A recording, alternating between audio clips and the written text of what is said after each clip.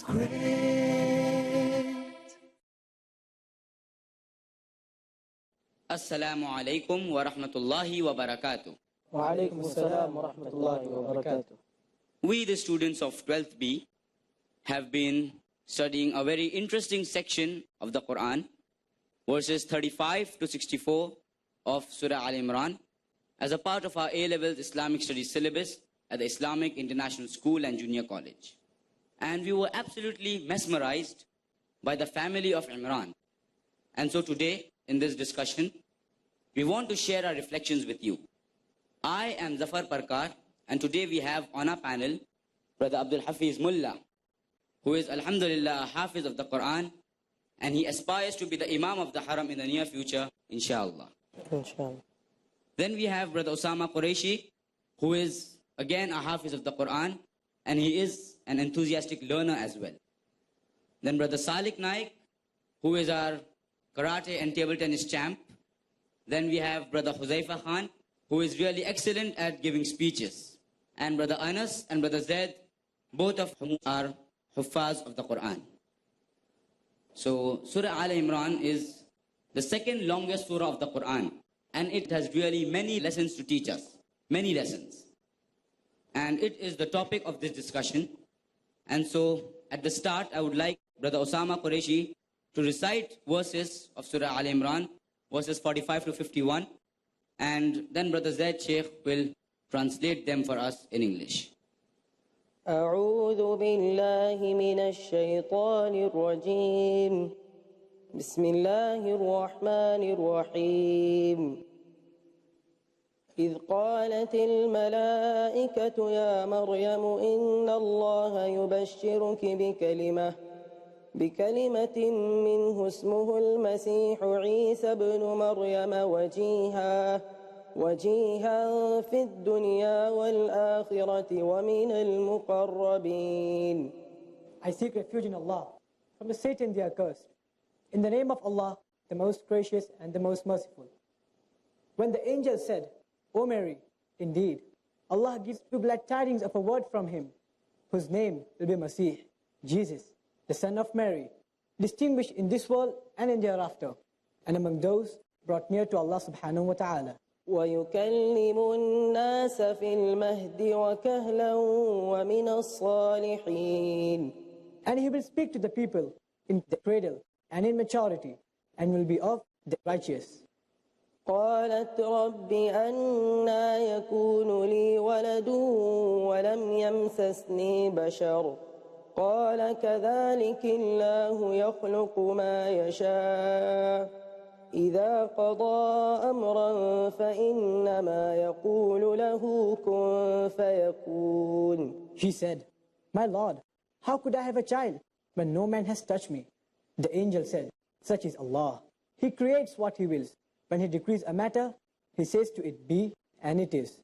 ويعلمه الكتاب والحكمة والتوراة والإنجيل.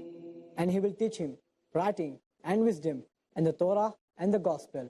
ورسولا إلى بني إسرائيل أني قد جئتكم بآية من ربكم أني أخلق لكم من الطين كهيئة الطير فأنفخ فيه فيكون طيرا بإذن الله وأبرئ الأكمه والأبرص وأحيي الموتى بإذن الله وأنبئكم بما تأكلون وما تدخرون في بيوتكم إن في ذلك لآية لكم إن كنتم مؤمنين.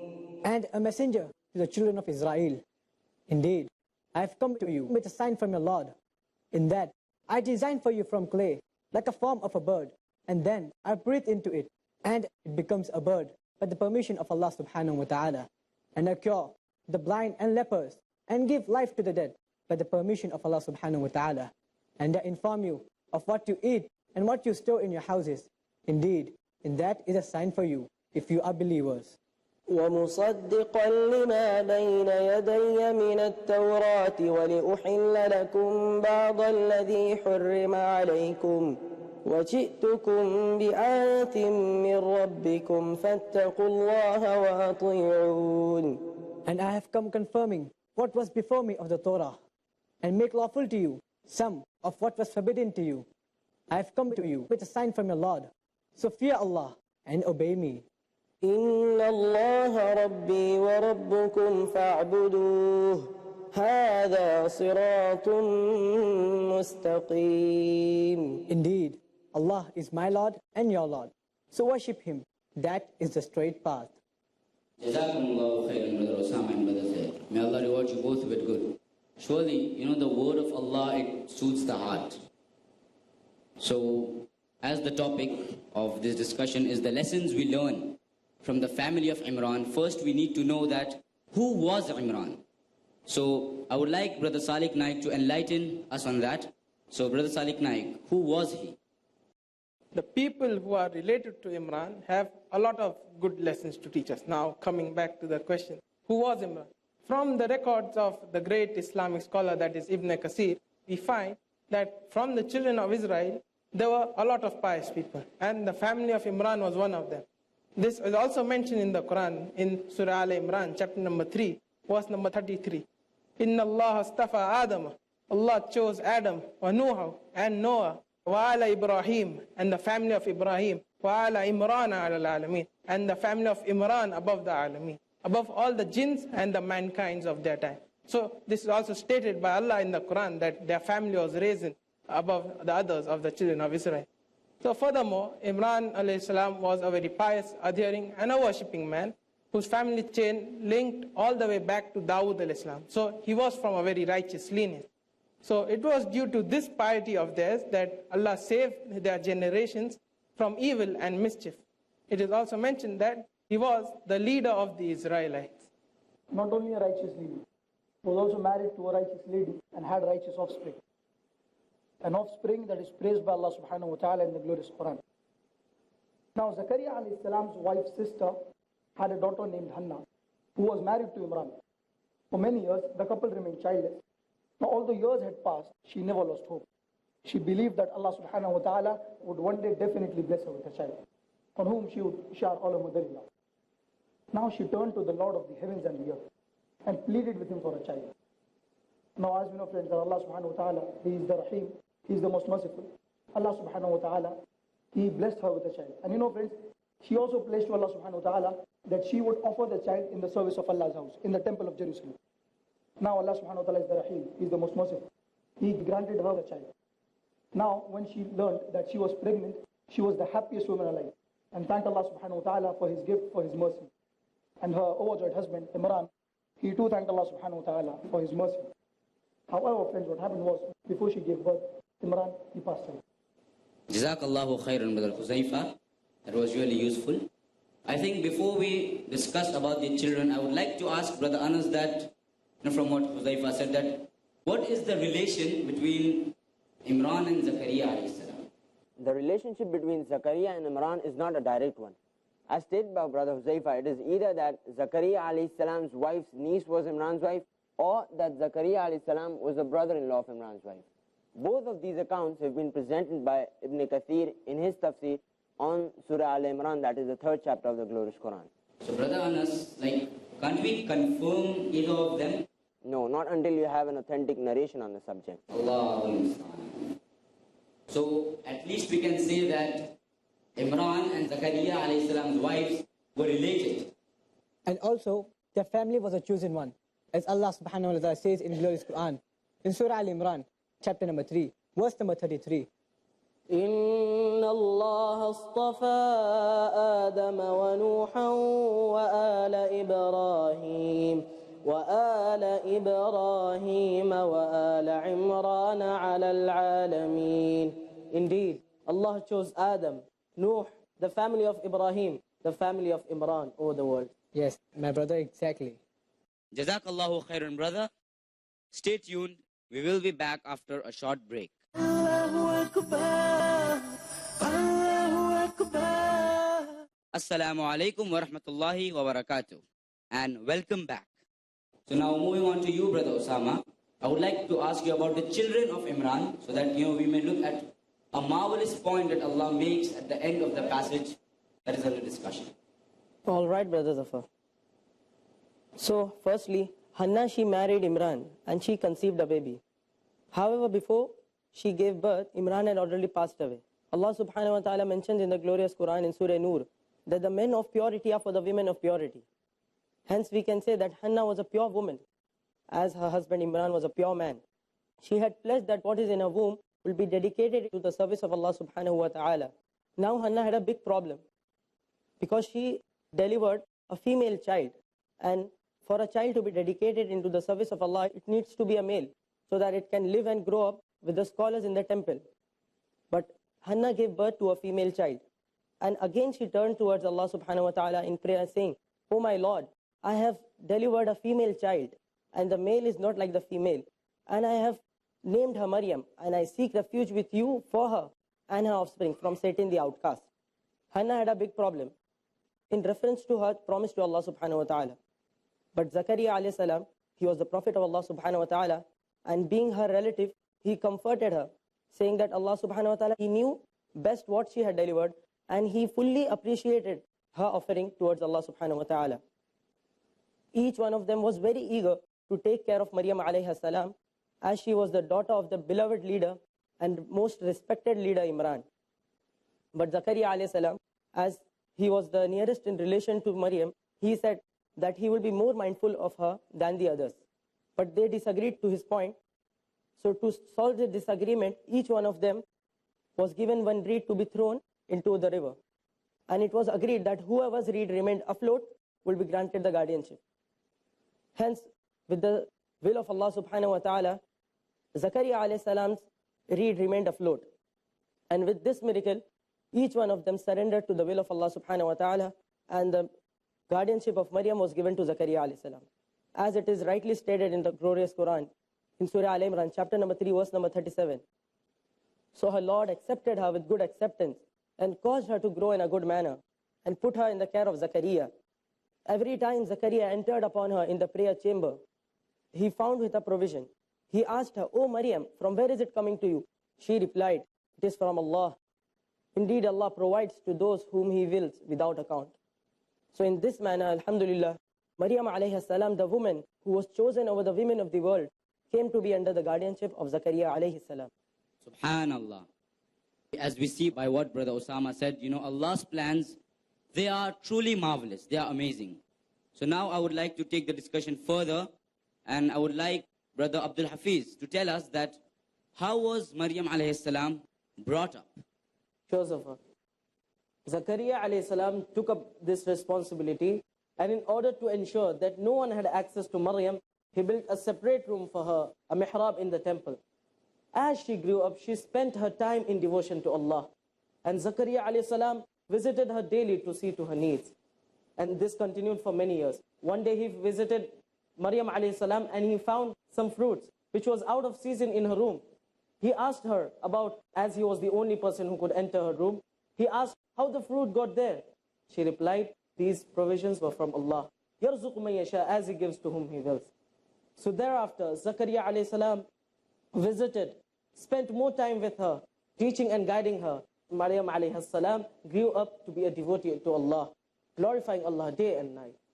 Subhanallah. So you see, it's a righteous couple with a righteous offspring, and she was under the guardianship of a righteous person, who was Zakaria alayhi salam, who was, of course, a prophet.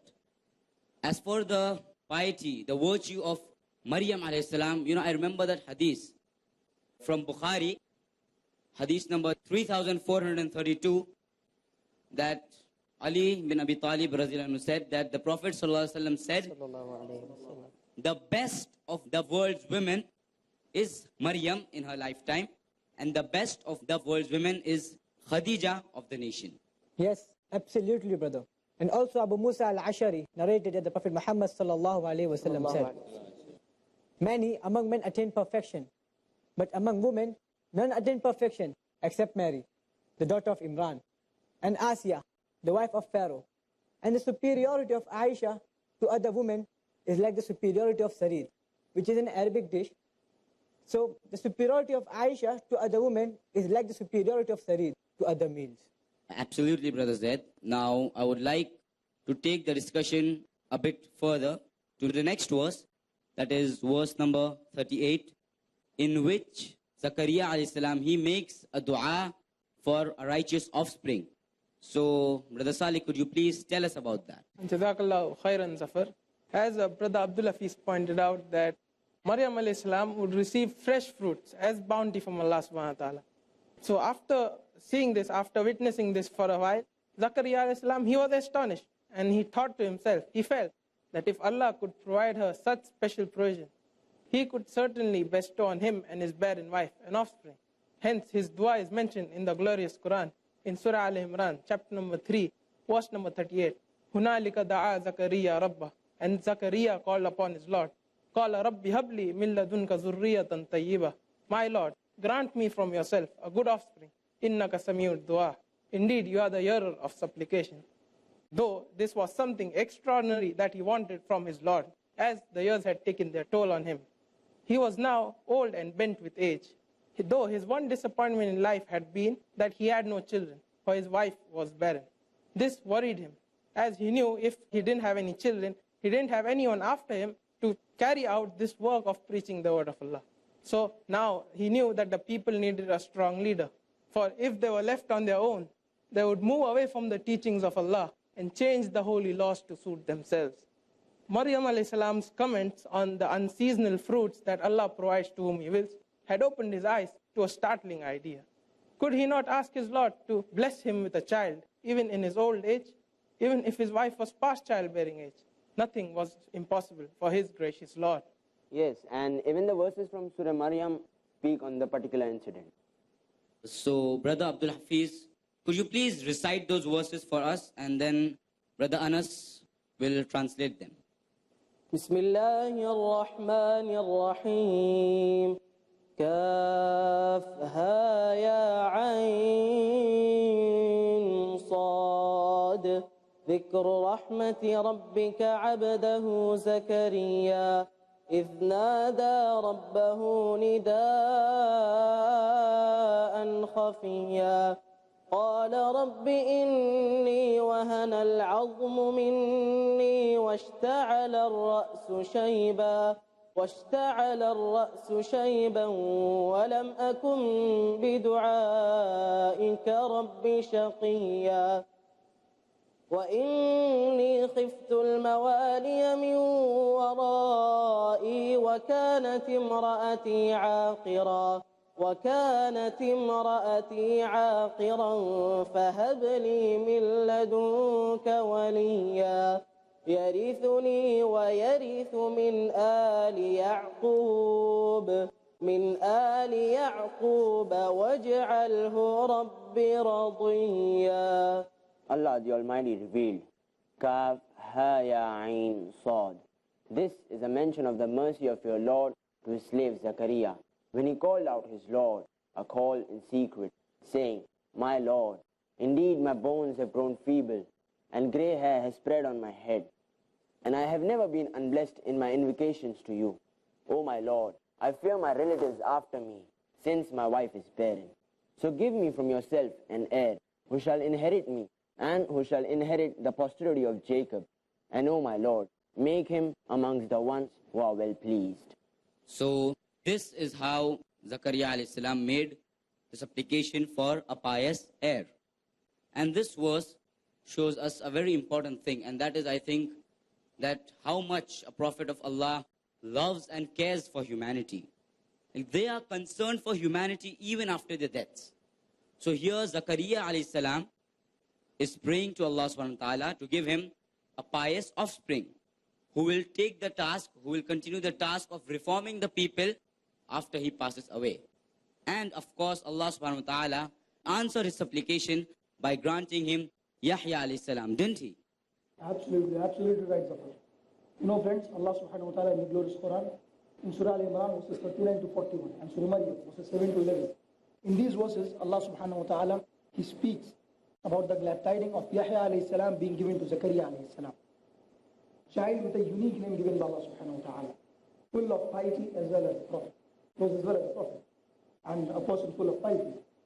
So, friends, being overjoyed by this great news, Zakaria alayhi salam, he requested Allah subhanahu wa ta'ala, he pleaded Allah subhanahu wa ta'ala to help him gather the acceptance of his dua by giving him a sign. And the sign was that he would not be able to speak to the people for 3 nights. For 3 nights he would not be able to speak to the people, except by gestures. And he was instructed to remember Allah much. So this is the way, hence, a prophet was born to another prophet. Yahya alayhi salam was born to Zakaria alayhi salam. So before we go back to the story of Maryam alayhi salam, I think I should ask Brother Abdul Hafiz to tell us and our viewers a bit more about the life of Yahya alayhi salam. There's nothing much known about him apart from a little information in from ahadith and from the records of Ibn Kathir rahimahullah. Yahya alayhi salatu wasalam was born a stranger to the world of children who used to amuse themselves, as he was serious all the time. Most children took delight in torturing animals, but he was very merciful to them. He fed the animals from his food until there was nothing left for him, and he just ate fruits or leaves of trees. Yahya alayhi salam loved reading since childhood. Allah subhanahu wa ta'ala says in Surah Maryam, chapter number 19, verse number 12, that when Yahya alayhi salam grew up, Allah the Exalted called upon him, Ya Yahya, khudil kitaba biquwa. O Yahya, hold fast to the scripture. وَآتَيْنَاهُ الْحُكْمَ صَبِيًّا. And we gave him wisdom while yet a child. Allah guided him to read the book of jurisprudence closely. Thus, he became the wisest and the most knowledgeable man of that time. Allah endowed him the faculties of passing judgment on people's affairs, guiding people to the right path, interpreting the various aspects of religion, guiding people to the right path and warning them against wrong ones. Yahya alayhi salam reached maturity, and his love and compassion for his parents and all people as well as the creatures increased greatly, and he called people to repent their sins. They say Yahya alayhi salam wept so much that tears marked his cheeks. He would spend the night crying and praising Allah subhanahu wa ta'ala for his bounties and blessings. His comfort would be in the open and never cared about food. He would sometimes find a lion or a bear as he entered a cave, but being deeply absorbed in praising Allah subhanahu wa ta'ala, he never heeded them. The beasts easily could recognize Yahya alayhi salatu wasalam as the prophet of Allah, who cared for all the creatures. They say, Yahya alayhi salam called people to worship Allah subhanahu wa ta'ala. He made them cry out of love and submission, arresting their hearts with truthfulness of his word. MashaAllah. I think by what Brother Abdul Hafiz has said, it is not hard to see that Yahya alayhi salam's life was indeed a fulfillment of his father's supplication, a fulfillment of Zakaria alayhi salam's supplication.